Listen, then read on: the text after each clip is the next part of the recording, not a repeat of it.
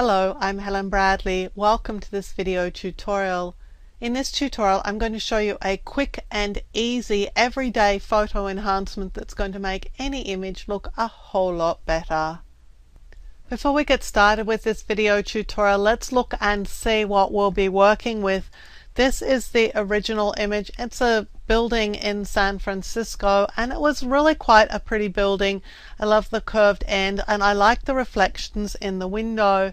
And this is what we're going to do with this image. We're just going to boost it and just give it a little bit of something extra.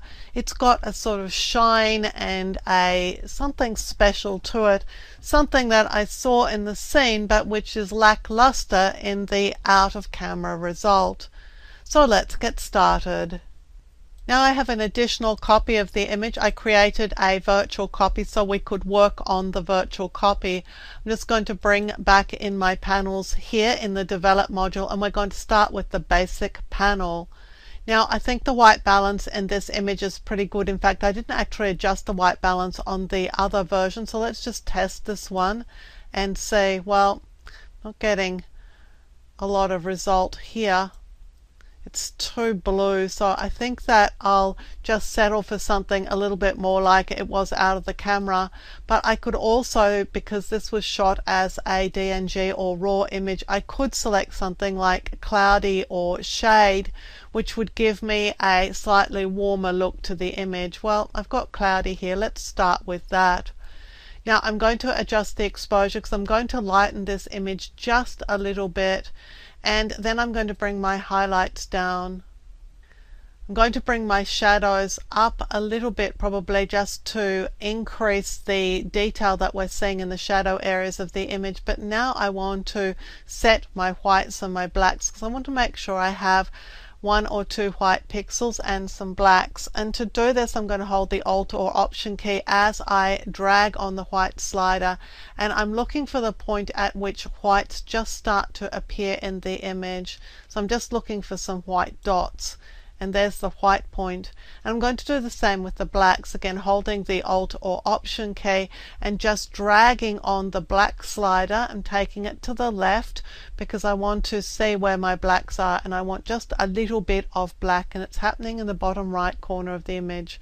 So I'm going to let go of that slider. Now most of the work in this image is going to be done with the tone curve and with clarity and vibrance. By increasing clarity, I'm adding mid-tone contrast. And since there is quite a bit of mid-tone detail in the image, this clarity adjustment is really helping the image. And so too will vibrance. Vibrance is going to kick up the undersaturated colors. So we're seeing more detail in the sign here and in the sky as a result.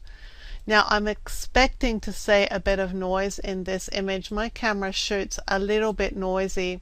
Well, there's a little bit of luminance noise. It's not color noise because these are not colored pixels. They're not sort of pink and blue and green pixels in areas where we would expect flat color, but it is a sort of grainy noise, so it is luminance noise. So I'm going down to my detail panel, and I'm just going to increase the adjustment here on luminance noise, and that's going to remove that noise. Now I can also adjust detail and contrast, but I think they're going to be pretty well set for this image. And as I don't have any color noise, I'm just going to leave it at the default setting, which for my camera is color noise reduction of 25%, and that kills most of the color noise in the image. While I'm here, let's sharpen. I'm just going to increase the sharpening to a fairly high amount so I can see it on the image as I work. I'll hold Alt or Option as I drag on the radius because I'm looking for these halos. Now this image is it's really not tack sharp, so I'll probably need to increase the radius a little bit more than what I would have to do if it were really, really sharp. So I'm using 0.9 here. So let's just set it at that, and now let's go and adjust detail. And with the detail slider, I'm just going to drag out here, because when I use a very small radius, I generally want a larger detail, and vice versa. If you use a really large radius, you'll probably want a smaller detail value. And now let's check the masking. I'll hold the Alt or Option key down and drag on this masking slider. So I want to see white in the areas where I want to sharpen the image, and black in the areas where I don't want to sharpen it. And one area I never want to sharpen, particularly in this case, because it is an area of flat color, is the sky. So I'm going to make sure that none of this white detail is in the sky area, and it's all in the building and the trees. Now that's a fairly hefty amount of sharpening there, so I'm just going to let go of that and back off the sharpening amount, because I've applied quite a lot of sharpening to the building here. I'm going to finish off with the tone curve, because this is going to allow me to add some contrast to the image. Now I can just select medium contrast or strong contrast if I just want to apply regular contrast along the curve. I'm actually going to start with medium contrast, but I'm going to fine tune this. So I'm going to look at what happens when I bring the darks down.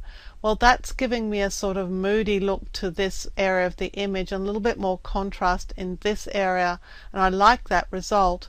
So let's just go ahead and lighten this light side of the image so that we really get the feeling that there's some sunlight belting down there.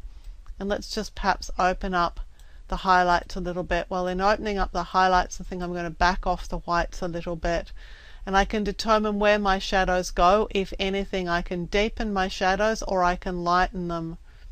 Well, to keep that sort of moody look, I think I want to keep my shadow adjustment down pretty small. I'm going to increase it a little bit to +7, but that's all. So let's see where we've come from. This is the image that we started off with, and this is the result that we have. Perhaps it's a little bit warmer than you might want it to be, in which case we can go back into the basic panel and just cool it down by just adjusting the temperature to the left a little bit towards blue, and that's going to remove some of the warmth from the image, make it a little bit cooler. But I actually think I like that result. So let's see. This is the before and this is the after. We've added some punch and some color to this image, and we've really brought it to life. I'm Helen Bradley. Thank you for joining me for this video tutorial. Look out for more video tutorials here on my YouTube channel, and consider subscribing to my channel, and you'll be alerted when new videos are released. And visit my website at projectwoman.com, where you'll find more tips, tricks and tutorials on a range of applications, including Photoshop, Lightroom, Illustrator and a whole lot more.